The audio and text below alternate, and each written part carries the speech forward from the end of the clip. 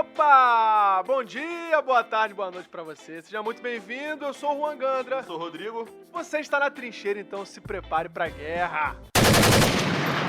Pessoal, nos podcasts anteriores a gente já falou sobre a importância da Bíblia, a gente falou sobre os efeitos dela em quem lê, em quem não lê, a gente viu que a Bíblia é completamente confiável, que ela não erra, e agora fica a pergunta e o tema de hoje. Você tá lendo a Bíblia certo?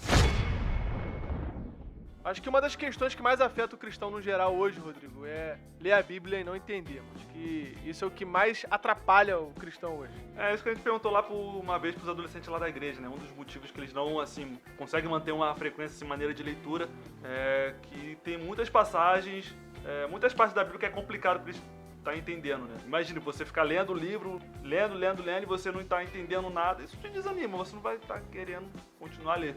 Imagina você tentando conversar com a pessoa no WhatsApp aí e cada mensagem que a pessoa te manda, você não entende nada do que ela tá mandando. Mano, tu vai querer parar de conversar. Eu falei, cara, vou deixar pra conversar pessoalmente com essa pessoa aí. Mas isso aconteceu comigo, mano, durante muito tempo, assim. Eu tava lendo a Bíblia, não tava entendendo nada. E, pô, eu ficava me perguntando, cara, por que eu tô lendo e não tô entendendo, cara? Não é possível, eu devo estar fazendo alguma coisa errada. E, mano, realmente eu tava fazendo várias coisas erradas. Porque a Bíblia, assim, também, além de ser um livro espiritual, é um livro, assim, também humano, né? A gente interpreta espiritualmente e também demanda, assim, um esforço da gente saber interpretar. E é isso, cara, essa é a chave pra você entender a Bíblia, é a interpretação. O crente tem que saber interpretar, seja qualquer tipo de texto. Se você tem dificuldade de interpretar um texto comum, realmente também você vai ter dificuldade de interpretar algumas passagens da Bíblia. Sim, e tem uma parada que eu ouço algumas pessoas falando que pelo menos me incomoda bastante. É a frase, não, cada um tem a interpretação que quiser da Bíblia. Pô, mano, a galera confunde. Perigoso, hein? É perigoso, cara, é complicado, porque eles acham que quando um pastor tá pregando na igreja e um outro pastor tá pregando sobre um outro tema, mas no mesmo versículo, eles acham que são interpretações diferentes daquela passagem, mano. Não, são aplicações diferentes. Exatamente. Não uma outra visão. Então a pessoa acha que pode pegar a Bíblia, ler e interpretar a Bíblia de qualquer jeito. E não é bem assim. Essa parte de interpretação pega muito, até nas nossas conversas assim no WhatsApp. Pô, quando a gente tá querendo falar alguma coisa séria, alguma discussão, a gente prefere o quê? Mandar áudio ao invés de escrever. É verdade. Por quê? A pessoa pode entender errado. Porque no texto não existe entonação de voz. É verdade. Não existe, não tem como você saber como a pessoa falou. É por isso que você manda áudio. E na Bíblia é isso, é escrito, pô. E escrito há uns 2.000, 3.000 anos atrás. Dependendo do que você estiver lendo, até mais. Até mais. Aí você tem que, saber de algumas ferramentas básicas, assim, pra poder interpretar. No geral, qualquer pessoa que pegar, assim, pra poder ler a Bíblia, consegue entender os fundamentos da fé cristã, né? Isso. O necessário pra salvação, a pessoa vai entender quem é Jesus, quem foi Cristo, né? O plano redentivo, consegue compreender que Adão pecou, precisava de alguém para poder redimir o povo, que essa pessoa é Jesus, e quem segue o que ele ensina, quem tem a fé nele, acredita na ressurreição, enfim, isso aí dá para poder interpretar sem muito exercício. Mas tem umas passagens que são mais complexas que exigem um processozinho, né? Um métodozinho de interpretação mais complexo. São duas ferramentas básicas que eu costumo falar que vai ser o nome das minhas duas filhas. O nome da primeira filha, a filha mais velha, vai ser exegese. Vai ser o nome da mais velha, vai ser exegese. Exegese é o quê? É uma viagem no tempo que você faz. Pô, você pega Moisés escrevendo lá Pentateuco, né? A exegese que você vai fazer uma viagem no tempo e estudar o contexto do cara. Por que o profeta escreveu aquilo? Se contextualizar. E a hermenêutica, que é o nome da minha outra filha, a caçula, né? A caçula, hermenêutica. Se a exegese você faz uma viagem no tempo até o tempo do cara, entender o que o cara escreveu, a hermenêutica você faz a viagem de volta. Você vai pegar a aplicação do texto. Beleza, o que Deus fala comigo aqui. Eu entendi o que Moisés escreveu aqui pro povo, o que ele quis dizer, mas como eu aplico isso aqui pra minha vida de igreja, pra minha vida em comunidade, pro meu relacionamento com Deus. A hermenêutica, então, você vai trazer a mensagem pro seu tempo. Sim, e é importante a gente entender que quando a gente está lendo um texto e vai entender a intenção do autor, a gente não pode ficar buscando algo novo ali, uma revelação nova, porque é estranho, mano. Imagina, tu escrever Agora ele tá dando o exemplo do WhatsApp, porque ninguém escreve mais carta hoje, né? Então assim, você imagina, você escreve uma parada pra alguém e alguém fica querendo buscar significados naquilo que você escreveu.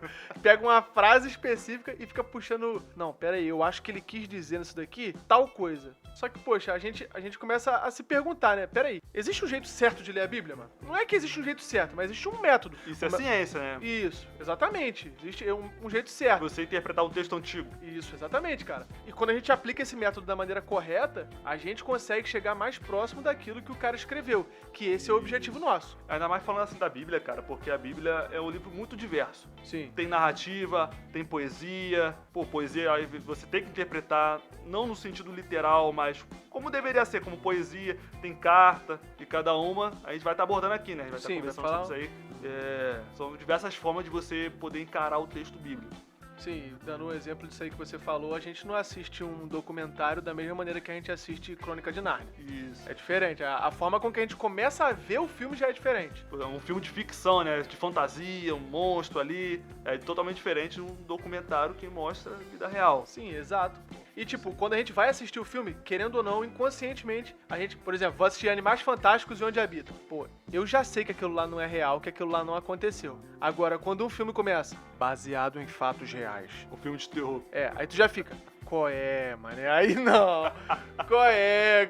Aí tu já te dá a forma de você enxergar o que vai acontecer, já é diferente. Uma coisa é você ver o filme do Jason, aquele monstro lá, né, cara? O Chuck, por exemplo, até o Chuck mesmo. A gente sabe que não existe. Mas, pô, esse filme de terror com... É tipo, Atividade Paranormal. baseado em fatos reais? Pô, fala que é, né? Sei lá se é. É pesado. Pô, Tu assiste aí diferente. já encara o filme diferente. Com certeza, pô. E a gente precisa ter essa mesma sensibilidade quando for ler, né? E a primeira coisa que a gente precisa entender, da mesma forma como a gente conversa na vida, a gente precisa entender o contexto que aquilo lá tá aplicado, né? E existem dois tipos de contexto. O contexto do próprio texto, né? Que a gente vai pegar os capítulos anteriores e os posteriores e vai entender o que aquela meiuca lá tá falando. Você, por exemplo, você não vai abrir a Bíblia, você não vai recomendar ninguém aqui abrir a Bíblia em Juízes 5. Não tem como. O bom é a gente, tipo, você ler uma porção maior da Bíblia, pra você poder interpretar o todo. Sim. Se você quer interpretar, por exemplo, capítulo 5, é bom você ler o 4, o 6, né? Ou até mesmo o livro todo. Depende muito de onde tá localizado. Isso, Em Provérbios você consegue até tirar, tipo assim, um ensinamento de um versículo, porque tem passagens lá que são vários ensinamentos versículo a versículo. Então você até consegue. Tipo um ditado popular. Exatamente. Mas narrativa já é diferente. Você vai pegar uma narrativa, tu vai pegar lá, o Espírito de Deus se retirou de Saul. Aí tu fica, tá, mas o que Saul fez, mano? Caramba, o que ele fez? Tá, mas por que aconteceu isso, gente? O que aconteceu depois? Essa parada de narrativa é interessante, porque a Bíblia tá cheia de narrativa, o Antigo Testamento. Sim. E a gente tem que tomar muito cuidado, que a gente vê muito na pregação, Juan, que quando alguém vai puxar na pregação um texto assim que conta uma narrativa, vai puxar um exemplo moral de alguém que é falho. Por exemplo, Abraão. Pô, Abraão foi o pai da fé, mas Abraão mentiu. Aí, pô, não fica legal você pregar em cima de Abraão. Seja como Abraão, sabe? Pegar o Abraão como se fosse um exemplo moral. Sim, o ponto das narrativas não é a questão de que, Abraão obedeceu uma ordem direta de Deus, então você também tem que obedecer. Davi foi corajoso, então o cristão também tem que ser. A lição que as narrativas normalmente passam é: o Senhor é quem provê. Isso. O Senhor é quem cuida. Deus sempre vai ser o herói da história. Exatamente. O protagonista. No caso de Davi, do Senhor é a guerra. Né? Tipo, Deus é digno de confiança. Então sempre as lições sempre voltam pra isso, né? Muitas pessoas também pegam coisas que os personagens fizeram e tentam justificar as práticas. Por exemplo, uma coisa que o Gideão fez lá no livro de Juízes, ele provou a Deus, né? Deus, botou uma porção de lã, né? Se molhar um pouquinho ali é porque o Senhor tá respondendo sim. Se não molhar nada, porque o Senhor tá respondendo não. E muitas pessoas pegam isso, então vou fazer isso. Mas, pô, não tá dizendo em lugar nenhum que Deus aprovou aquilo. Né? Deus foi misericordioso e respondeu a ignorância ali do rapaz ali, do jovem. Mas não existe uma motivação em fazer isso. A Bíblia não diz, faça igual o Gideão, tá ligado? Pegar entendi. uma prática lá, uma coisa que os caras fizeram assim, isolado, e trazer pra hoje, né? E uma outra coisa que a gente precisa entender também, além do contexto do texto, que é isso que você tava falando, é o contexto histórico, né? Entender um pouco a economia, a geografia, a cultura, o clima, a arquitetura. Vai avançando, né? Isso, a vida familiar, os princípios morais da época. Exemplo, quando você vê Israel no tempo de Samuel e de Saul, Israel que eu falo a nação, né? É uma nação pobre, fraca. E depois, na época de Davi e Salomão, Israel já é diferente. já é uma nação completamente próspera. Boa, é. Então, assim, a gente precisa entender isso. Ficou mais rica, né, com Salomão ali no governo. Sim, completamente. E é interessante a gente ver também, durante a história, né, a forma com que isso vai acontecendo. Falando de narrativa aí, observar o tempo, o lugar na história, entrar na história pra poder perceber o clímax da história. Tipo, caraca, a história tá ficando mais tensa. Ou tá ficando mais tranquila. Exemplo, Abraão posicionando a faca no pescoço de Isaac pra poder matar. Aquilo ali é tenso demais. Davi Pesado. confrontando Golias, andando em direção a ele, sabe? E de repente a resolução disso. O anjo chama Abraão. Ou então a pedra atinge a fronte de Golias e mata Golias. Então, caraca, isso é legal você acompanhar na história. Pô, são histórias assim que dá pra... Não sei se você conta, né? Histórias assim pro Matheus, seu filho. Conto, claro que Pô, é conto. muito bacana, cara. Com a história assim... Claro que nem tudo, né? Tem história na Bíblia que é pesada. Mas história que você consegue tirar uma lição moral ali, tá? Sim. E a Bíblia tá cheia disso. Uma parada maneira que eu costumo fazer uma analogia que eu gosto com as narrativas, com os filmes da Marvel. Você não conhece muito, mas vou aproveitar e explicar aqui pro pessoal que tá ouvindo e pra você também. Pra quem não sabe aí, eu quase não assisto filme da Marvel, da DC. O Juan não conhece nada assim, Caraca, eu sou fraco. mundo nerd. Mas vou melhorar. É que a Bíblia tem 3 níveis de narrativa. Os filmes da Marvel, por exemplo, você vê... O filme do Capitão América conta a história do Capitão América. Sim. O filme do Homem de Ferro conta a história do Homem de Ferro. Até vi o filme dos Vingadores, Que mistura tudo que isso. juntou todo mundo. O primeiro filme dos Vingadores o vilão era o Loki. Mas a gente sabe depois que o Loki foi mandado por um vilão mais poderoso, né? Que é o Thanos. E tipo... Thanos eu conheço. Todos esses filmes isolados, por exemplo, filme do Thor, filme do Capitão América. Sempre no final do filme, que é a cena pós-crédito, mostrava uma cena paralela de, tipo... Ao mesmo tempo que cada filme tem uma história individual, eles também têm uma história em conjunta. Eles se entrelaçam. Todos os filmes contando a mesma história. Ou seja, tu via o finalzinho de cada filme, tu via todos os filmes, na verdade, preparando terreno pro Vingadores, o Ultimato, né? Que aparece o vilão do Thanos que estala o dedo. Ao mesmo tempo, a Bíblia. Você vê a história de Abraão, ali a história isoladinha de Abraão, né, ou a história de José do Egito, história muito bonita. Mas se você afastar um pouco, dar olhar mais de cima... Um zoom out, você tá vendo a história da formação de um povo. Sim. A formação do povo de Deus. Né, que Deus fez promessa a um homem, que ele traria muitos descendentes. Depois renovou essa promessa com o filho. E esse povo começou a se espalhar no Egito. Ou seja, você tá vendo a formação da tribo de Israel. Uma sociedade, né? Esse é o primeiro nível. Você tá acompanhando a história de uma pessoa. O segundo nível tá vendo a formação de um povo se formando. E o terceiro nível é de toda a Bíblia. De como Deus separou um povo, desse povo veio um homem, um profeta, que era o filho dele. Caraca, maneiraço. Toda a Bíblia contando uma história só. Maneiraço. Maneiro pra caramba. É o contexto micro e o macro, né? Tipo Isso, assim, é perfeito. O pequeno e o caraca, maneiraço. E tu falou uma parada aí que a gente consegue tirar das narrativas verdades morais, espirituais, teológicas, a gente consegue tirar disso. Mas o mais importante das narrativas é perceber a ação de Deus durante toda a história. O tempo todo Deus agindo, Deus intervindo, Deus se revelando, Deus se mostrando. Uma parada interessante que você falou, que a gente consegue tirar princípio moral, mas nem sempre. Porque nem sempre vai estar dizendo que fulano de tal, que ele fez foi certo, ou que ele fez foi errado. Sim. Às vezes a gente que vai ter que sacar. Sim, entendi. Sabe? É maneiro que às vezes até quando parece que as coisas estão dando errado, existe um propósito maior que Deus vem trabalhando e costurando e tu fala, lá na frente tu fala, caraca, vai mano, que entendendo. maneiro. Exatamente. E diferente é a epístola. A gente já falou sobre contextos que precisam ser abordados. A gente falou sobre a narrativa e agora epístola. Epístola ou carta, né? É diferente a forma que a gente vai ler. Epístola é como se fosse uma mensagem do Zap, um recado. Sim. Eu já peguei essa do pastor Iago. Você escreve uma mensagem pra alguém, a pessoa entende e é aquilo mesmo, não tem muito mistério. Por exemplo, a tua Aline, tua esposa, manda você, amor, vai na padaria, compra R$3 de pão e 2 de mortadela. Você não vai sair, vai chegar lá com um buquê de flores e uma caixa de bombom. A Aline pergunta, amor, o que é isso? Não, porque eu interpretei os R$3 de pão com uma metade... Uma metáfora de R$3 de pão, são 3 buquês de flores. O pão é a rosa simboliza o amor. Tô trazendo isso. Caraca! Mas sabe, assim, sobre epístola, sobre carta, a primeira regra básica que a gente tem que entender que apóstolo Pedro, ou Paulo, né? Paulo que foi o que mais escreveu. Sim. Eles não escreveram pensando na gente. Pensando no Juan, pensando no Rodrigo, pensando em qualquer pessoa assim do tempo de hoje. Você diz o destinatário dele, né? Isso. Pra quem eu vou enviar essa carta. Ele, quando ele escreveu pros Colossenses, pensou nos crentes de lá. De Colosso, sim. Surgiu alguma coisa, alguma ocasião que fez com que Paulo escrevesse aquela carta. Ele não pensou, caramba, eu vou escrever essa carta, daqui a um tempo o Rodrigo lá 2000 anos na frente vai ler e vai ser edificado. Sim, eu sou edificado, mas ele não tava pensando em mim. Sim. Aí eu tenho que fazer aquela viagem no tempo, né? Pô, entender o que o Paulo tá querendo dizer pra aqueles camaradas lá. Maneiro que as cartas, normalmente, quando a gente vai ler, pelo menos eu tenho isso.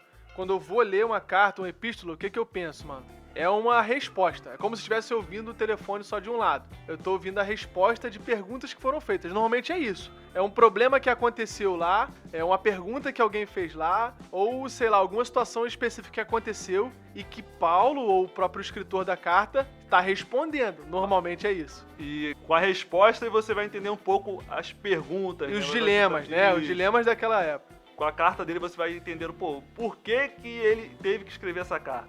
A gente vê Paulo nas cartas resolvendo problemas que a gente considera, entre aspas, aí, pequeno, com teologia rebuscada, mano. Isso é maneiro. Problema de comportamento, problema moral, né? Exato, o pessoal brigando na igreja, aí ele vem, mano, mete uma teologia braba, ensinando bases teológicas fortes, assim, fundamentais, e depois ele vai e fala sobre união, e ele vai ter o mesmo modo de pensar. Ele vai pegando Ou seja, para de brigar, pô. Ele vai pegando alta teologia, mostrando o que Deus fez, e através disso vai partindo pra prática. Isso, exatamente. Ele não faz o contrário, né? É, a carta de Efésios mesmo, ela vem com os 3 primeiros capítulos totalmente teóricos. Isso. E ele vai destrinchando o 4 e 5, 6 todo na prática, velho. Isso é muito maneiro, mano. É muito profundo. Interessante pra caramba. E além da narrativa e da epístola, tem outros gêneros literários na Bíblia também, né? Que é a poesia. Poesia também você lê de maneira diferente. Pô, Não dá pra ler da mesma forma que você lê uma narrativa. Totalmente o contrário lá do... Você vai comprar 3 reais de pães e 2 reais de mortadela. Eu costumo brincar com os adolescentes lá quando tava falando sobre isso aí. Você não interpreta a poesia no literal. Por exemplo, pega aquela música do Ministério de Louvor Exalta Samba. Pastor Tiaguinho e o missionário Péricles que vai cantar. Tá vendo aquela lua que brilha lá no céu? Se você me pedir, eu vou buscar só pra te dar. Imagina um namorado cantando isso pra namorada. A namorada não vai cobrar ele. Pô, e a lua que você me prometeu? Cadê? Tô querendo. Eu tô querendo, né? Aí vai fazer igual o Todo-Poderoso, tá ligado? Já viu o filme? Laça a lua. Isso, ele vai puxando na janela. Não se espera isso de uma poesia, né? É, pô, é uma prova de amor, tá? Tipo, comparando, pô, por você eu sou capaz de fazer isso. Não que deva ser interpretado no literal. E poesia é isso, salmos é isso, né? Tem salmos, tem Jó também é poesia, né? Sim, sim. Cantares também. Cantares também. Alguém chama de Cânticos dos Cânticos, né? Mas, pô, ele é cheio. Esse livro de Cantares, basicamente, ele é cheio disso, cara. Os Salmos também. Mas o Cantares é porque é um livro romântico, um livro de amor. Então ele vem falando várias coisas. Seus olhos são como os olhos da pomba. Pô, não é porque a pessoa tem um olho igual um olho de pomba, pequenininho, tá ligado? Tipo, não é isso, pô. E ninguém espera que isso seja verdade, Isso caraca. na cabeça dele lá era elogio, hein? É, então. Pô, o seu cabelo é como... Não sei se é o seu cabelo ou sua pele, eu não lembro. Mas compara com as éguas do carro de Faraó. Pra gente chamar uma pessoa de égua, né? Chamar uma pessoa de égua é ofensivo. Só que ele não tava ofendendo lá. Ele tava comparando, e tava elogiando com o melhor animal da época, né? Tipo assim, ó, cara, você é como se fosse aquelas éguas que são selecionadas, as mais bonitas, as melhores. Então, pra mim, você também, cara, é selecionada. Você, pra mim, é a melhor das melhores. Trabalha muito a metáfora. Exatamente. Trabalha com a questão da hipérbole também, né? Que é o exagero, né? A gente vê também, até nos evangelhos, ó, Jesus usando disso. Pô, se o seu olho te faz pecar, arranca o olho. Mais fácil um camelo passar no buraco de uma agulha do que um rico ser salvo. Exatamente. Aí, essa sacada aí, algumas pessoas falam que o fundo da agulha era uma porta e tal. Mas a sacada é o menor furo e o maior animal terrestre. Tipo assim, é mais fácil o maior animal terrestre passar pelo menor buraco já visto, que é o buraco de uma agulha, do que um rico entrar no reino dos céus. Essa é a parábola. A parábola lá. Então, quando ele fala isso, é preciso a gente entender que ele tá falando que não é difícil pro rico por si só entrar no reino dos céus. É impossível. Assim como qualquer pessoa, pô. Por si só. Por si só. Mas pra Deus, logo depois vem a conclusão. Mas pra Deus, tudo é possível. Então não existe impossível pra Deus. Mas pra gente existe. Então assim, a gente precisa entender o que a gente tá lendo. Isso, qual terreno a gente tá entrando, né? Exato, De exatamente. maneiro bacana de Salmos, cara. Toda vez que eu tô assim fazendo minha devocional, eu tô lendo Samuel, né? Que eu tô tô lendo agora. Uhum. E eu leio um Salmo também. Gosto de ler Salmo porque Salmo, eu gostei muito de uma parada que eu li, não sei se eu li ou ouvi, que Salmo não é um livro que se lê com a mente, né? Tipo, coisas teológicas que você aprende sobre Deus, mas é um livro que se lê com o coração. Sim. Você, tipo, pra você se derramar. Você saber se expressar. E poesia ajuda a isso. É uma orientação pra como você adora a Deus, né? Pra você se inspirar, você dizer o que você sente sobre Deus. Isso ajuda assim, no nosso devocional. Então eu não sei você, mano, mas quando eu tô lendo, assim, devocionalmente, você falou que tá lendo aí no cronograma, tá lendo Salmos e tal, mas quando eu tô lendo a Bíblia de maneira devocional, né, de maneira diária, corrida, igual eu tô lendo agora, tô em Mateus. Cara, eu não uso comentário bíblico normalmente. Tu só lê. Na verdade, o que eu faço? Eu pego minha Bíblia de estudo, inclusive já recomendamos ela aí, a Bíblia de estudo que eu tenho é da Nova Almeida atualizada. A única coisa que eu gosto de fazer e que me ajuda bastante a entender o que eu tô lendo, é igual você falou, é saber em que terreno eu tô, aonde eu tô pisando, pera aí, o que tá acontecendo? Então eu leio, quem é que escreveu, eu gosto de ler isso, quem é que escreveu aquilo lá, quando que aquilo lá foi escrito, pra quem que foi escrito. Eu gosto de entender isso porque isso ajuda a entender o objetivo da carta, né? Ajuda a entender todo o livro. Tudo, da carta ou do livro ou do evangelho, enfim, dá pra você poder entender. Então, mas aí quando eu tô lendo pra poder estudar, aí já é diferente. Eu separo duas formas de ler Bíblia. Entendi. Entendeu? Devocionalmente e pra estudo. Então o que eu faço? Eu pego a passagem que eu mais me interessei ali, daquela minha devocional, e aí eu vou estudar. Beleza, tô lendo Mateus. Então eu vou pegar uma parábola, porque eu gosto de parábolas pra caramba. Senão toda vez que você for ler, vai ler pra estudo, você vai perder muito tempo num só texto, né? Sim, pô. E cada perícope, né? Cada pedaço da Bíblia, ela é muito profunda. Então, assim, o que eu faço é isso. Quando eu tô lendo devocionalmente, eu pego a minha Bíblia de estudo, só pego o contexto geral e vou lendo. Né, pega o contexto histórico ali e tal, pra quem que é, pra quando, qual é o período, se é antes do cativeiro, se é depois, né, o caso do Antigo Testamento, vai lendo os profetas ali, tu vai entendendo as profecias, você vai ver que as profecias vão se encaixando, beleza, mas pra estudo, eu gosto de pegar pelo menos um dicionáriozinho. Atualmente, agora eu tô lendo também sem comentário, tô lendo, fazendo essa leitura que você falou, essa leitura corrida, cronologicamente, de Gênesis a Apocalipse, e leio um salmo, 1, 2, 3, 4, 5, isso de maneira devocional, né? De maneira devocional. Às vezes, quando dá uma inspiração, eu paro no texto, escrevo um pouquinho, sei lá, pego minha Bíblia de estudo, vejo uns comentários, quando eu acho interessante. Mas, de regra, essa leitura corrida aí que eu faço. Então, assim, pra poder resumir pra galera, toda vez que a gente for ler a Bíblia, eu, você, ou qualquer um que estiver ouvindo a gente, toda vez que a gente vai ler a Bíblia, a gente precisa entender quem é que tá escrevendo, pra quem que tá escrevendo, qual o período, né, que isso tá acontecendo. Você no começo assim, do podcast falou que você tá lendo a Bíblia certo. Então significa que tem uma forma errada de ler a Bíblia. Sim. Sabe, pegando o versículo isolado. E tentando interpretar provérbios como se fosse profecia, né? Isso, como se fosse uma promessa, né? Isso, uma promessa. Que não, provérbio é como se fosse um conjunto assim, de ditados populares. Frases de sabedoria. Observação da vida real ali, que os caras faziam e falavam, ó, se no seu filho no caminho que deve andar, quando ele crescer ele não vai desviar, não. Normalmente é assim que acontece. Então, assim, é triste você pegar, às vezes, uma pessoa que acredita que aquilo lá é uma promessa. Não, mas a Bíblia me garantiu. Me garantiu. Pô, não, Provérbios não garante ninguém de nada. Então, assim, exatamente. É importante a gente ler a Bíblia de maneira honesta e tentar interpretar dentro de um contexto. Eu vejo que acontece muito da galera buscar o exclusivo, querer buscar o exclusivo da Bíblia. Não, Deus me deu essa revelação específica pra mim. É um caminho perigoso. É muito perigoso, é muito arrogante a gente achar que a gente vai ter uma revelação hoje que os caras não tiveram lá atrás e tal. Pô, é muito complicado pensar assim.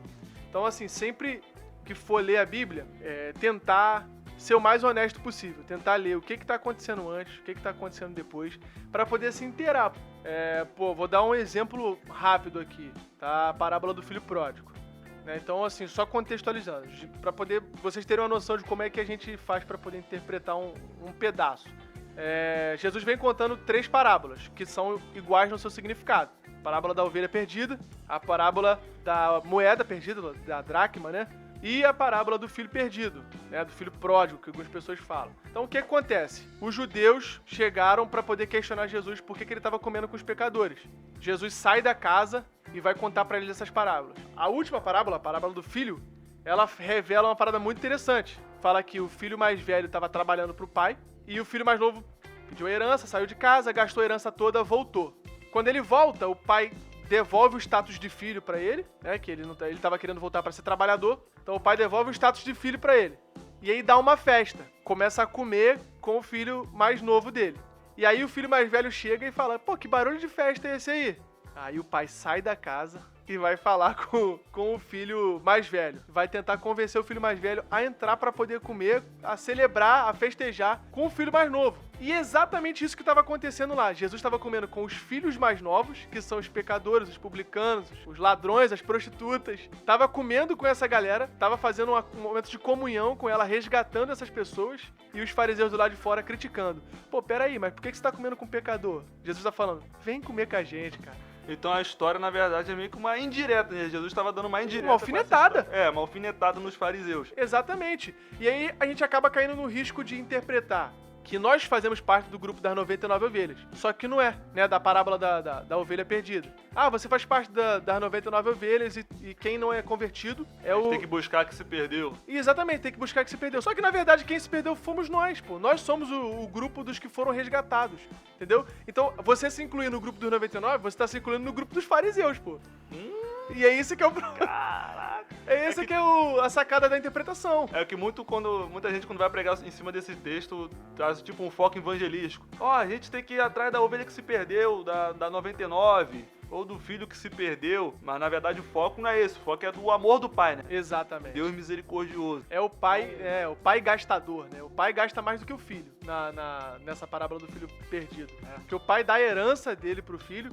Quando o filho volta, o pai devolve o status de filho. Ou seja, se o filho quisesse falar assim, tá bom, me dá minha herança de novo que eu vou embora. Ele podia, porque ele tinha o status de filho de novo. Caraca. Então quem gasta tudo, o amor, o cuidado, a preocupação toda, é o pai, pô, entendeu? Então assim, quando você se inclui no grupo das 99, você se inclui também no filho mais velho, que não aceita ninguém, não aceita o filho mais novo, não aceita um novo convertido. Então assim, é honesto, ou melhor, é válido você pregar sobre evangelismo usando essa passagem aí?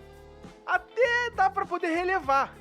Mas é desonesto, porque existem passagens muito melhores sobre evangelismo do que essa, que não quer dizer isso. Se você seguir por esse caminho também, aí pode ser que você, sei lá, pregue alguma coisa errada, ou alguma coisa que a Bíblia não diz.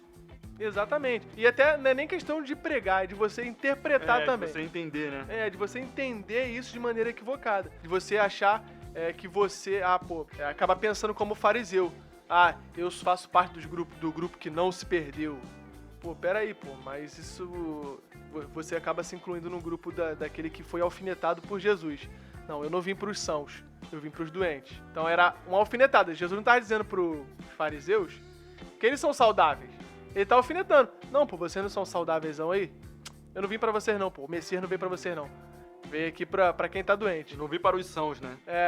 Eu não vim pra quem tá saudável, eu vim pra quem tá doente. Então isso não quer dizer que o cara tá... É uma sátira, vou botar assim, é uma piada que Jesus tá falando. Então a gente precisa ter esses cuidados quando a gente for interpretar, pra poder interpretar da maneira mais honesta possível. E não cair nesses erros teológicos e acabar não entendendo a Bíblia. E às vezes a gente acaba não entendendo a Bíblia porque a gente vai ler a Bíblia com o pensamento de uma pregação que a gente ouviu um dia. Com filtro, né? A pregação e as músicas que a gente ouve faz a nossa teologia. Ao invés da gente aprender da Bíblia, aprender ali, estudando, as músicas fazem a nossa teologia. E muitas vezes uma teologia muito rasa ou até mesmo nociva, né? Pra gente, prejudicial. Então, pessoal, para poder finalizar, a gente queria deixar também, o Albert já até falou no podcast sobre a inerrância da Bíblia, sobre o livro Entendes o que Lês. Gente, esse livro é fabuloso. A gente tá com ele no nosso link lá no nosso Instagram, então quem quiser comprar, dá uma ida lá. Compra esse livro, Entendes o que Lês, de Gordon Fee. Livro top, hein, rapaziada. Teve um parceiro meu, Juan, que até perguntou sobre esse livro. Pô, se esse livro é bom mesmo. Eu falei, cara, a gente vai lançar um podcast, vamos estar comentando esse livro. Inclusive, muita coisa que a gente falou aqui, tá? Tem coisa assim desse livro, né? A gente pegou bastante coisa desse livro. Se você se interessou por esse podcast, quer conhecer mais sobre esse assunto de como interpretar a Bíblia de forma correta, recomendamos esse livro aí. Entendes o que Lês, tá? O Juan acabou de dizer, tá no nosso link da bio. Lá você vai comprar no site da Amazon, né? Sim, se você está ouvindo pelo YouTube também, tá na descrição aqui o link de compra desse livro. Na Amazon. A gente recomenda comprar por esse link porque vai estar dando uma força pra gente, né? Uma moral, uma ajuda. Então é isso, pessoal. Compre esse livro aí se você quiser aprender um pouco mais sobre como interpretar a Bíblia, né? Como fazer uma boa, igual o Rodrigo falou no início, as duas filhas dele lá, fazer uma boa exegese e uma boa hermenêutica. Porque esse livro te orienta, ele separa epístolas narrativas, atos, evangelho, parábolas, lei, profeta, salmo, sabedoria, apocalipse, e ensina e dá um caminho das pedras aí para você poder entender melhor cada um desses livros. E além desse livro, o Gordon Fee ele tem um outro livro que é em conjunto com esse. Como ler a Bíblia livro por livro. Como ler a Bíblia livro por livro. Cara, eu tenho esse livro lá em casa. É fabuloso também. Tem. Eu nem sabia que eu tinha. Não sabia não. Ele tá escondido no Santo dos Santos, né? E é um livro que ele vai mais a fundo em cada livro. Ele vai pegando o contexto histórico, vai dissecando então, seria trecho bacana por ler trecho. esse primeiro, né? Sim, esse livro Entende o que Leis primeiro, depois esse Como Ler a Bíblia livro por livro. E, pessoal, uma boa Bíblia de estudo, uma boa Bíblia com uma boa tradução. É fabuloso você ter uma Bíblia que não tem um linguajar muito difícil, né? É um linguajar muito antigo. É que tem dois tipos de traduções, né? Aquela tradução que é mais fiel ao texto original, isso é importante. Tem uma tradução fiel, que é mais parecido com o original, mas que também tem um português assim meio arcaico. Que fala jactância. Então, tipo, usa aquela mesóclise, igual o Michel Temer lançava, né? Lançar-vos-ei. É isso aí. O outro extremo, né? Aquelas traduções que tem uma linguagem bastante fácil, bastante contemporânea, facilitada, mas que fugiu bastante do original e talvez pode trazer um significado distante do que realmente a palavra quer dizer. E aí que a gente recomenda, a gente até lançou uns stories, né, do Juan recomendando, tradução NAA, ou então NVI, que eu uso, que é mais equilibrado, tem um pouco das duas. Não é tão parecido com a original, mas tem um português maneiro, dá pra entender legal. Sem dúvida. E, além disso, pra quem quer se aprofundar realmente no estudo de algum livro específico, tem um bom comentário, né? Assim, Maneiro, é importante falar que não é a quantidade de livros ou a quantidade de comentários, ou a quantidade de dicionários que vai fazer uma boa interpretação, mas sim a qualidade desse material. Isso. Mas uma coisa que é importante ressaltar, mais importante do que você ler os estudos, ler os comentários, ou até mesmo ler esse livro que a gente recomendou, primordial é você ler a Bíblia. Sim. Não adianta você ler livros sobre a Bíblia e deixar a Bíblia de lado, entende? Sem dúvida, sem dúvida. Acima de tudo, ler a Bíblia. Tentar ler a Bíblia diariamente, né? Tentar ler a Bíblia cronologicamente, assim, não ler um capítulo aqui e depois ler, vou ler Marcos 2 aqui, depois vou ler, Atos 4, pode cair na mística de, não, eu tenho que ler pelo menos um capítulo por dia. E aí tu vai ler capítulos sortidos. E o Rodrigo já até falou sobre isso, pra poder evitar esse tipo de leitura. Como é que você fala? De versículos isolados, né? Isolado. Porque você perde o contexto, você perde a mensagem inteira. Porque, por mais que você pegue um trecho pequeno de uma carta, esse trecho pequeno ele serve ao livro todo, né? Ele faz parte de uma construção. Então, assim, você precisa ler a obra inteira. Se você escrever uma mensagem pra alguém, você não espera que a pessoa leia só o meio da tua carta e entenda toda a carta que você escreveu. A pessoa só vai entender. Não vai fazer sentido nenhum. Não vai fazer sentido nenhum, a pessoa só vai entender se ler ela por completo. Então, pessoal, eu espero que a gente tenha ajudado vocês aí na Deixa a recomendação aí, aquela recomendação pastoral. Se você assim, não tem um plano assim, de leitura, tá lendo a Bíblia quando dá vontade, não tá lendo a Bíblia assim de uma forma frequente e tal, a gente recomenda, você fazer um plano no meio do ano mesmo. Muitas pessoas fazem isso desde o começo do ano. Mas traça um plano, traça assim, um método de leitura, faz isso assim de uma forma organizada, não de uma forma aleatória. Isso vai ser só bem pra você, vai edificar muito a sua vida espiritual, sua vida social, vai só somar pra você. No primeiro podcast que a gente lançou, a gente falou sobre os efeitos que a Bíblia traz, os efeitos que a leitura da Bíblia traz. Ler a Bíblia só vai trazer coisa boa pra você. É interessante o que você falou aí de ler a Bíblia diariamente, de estar lendo. Também tentar ler no melhor horário, no horário que você está mais atento, né? Porque às vezes a pessoa deixa pra poder ler a Bíblia no final do dia, no dia que ela já tá cansada, no dia que ela já. No momento que ela já tá cansada, no momento que ela não tá, já tá cheia de sono, aí vai ler a Bíblia sentado na cama. Se ler deitado já era. Não, se ler deitado já era, mano. Se ler deitado, a folha da Bíblia já faz teu olho, assim. Então, assim, é importante separar um momento, né, cara, pra poder ler, pra poder meditar. O ideal seria que a gente lesse antes de qualquer coisa, né? Mas eu sei que às vezes a correria do dia não dá. Então, assim, tenta ler no seu melhor momento, tenta ler de maneira humilde, assim, esperando que a Bíblia te corrija, e não de maneira arrogante e lendo pro outro, tipo, tira a trave do olho. Tem que falar isso com fulano de tal, pra ele poder tirar a trave do olho dele. Não, deixa a Bíblia do seu olho. Deixa a Bíblia te corrigir, deixa a Bíblia te moldar, deixa a Bíblia te transformar, tá? E se você tá lendo a Bíblia, tá se tornando uma pessoa pior, mais arrogante, para de ler a Bíblia. Para de ler a Bíblia porque você tá lendo a Bíblia de maneira errada, com o olhar errado, com a perspectiva errada. Ouve esse podcast, entenda e volte a ler a tua Bíblia.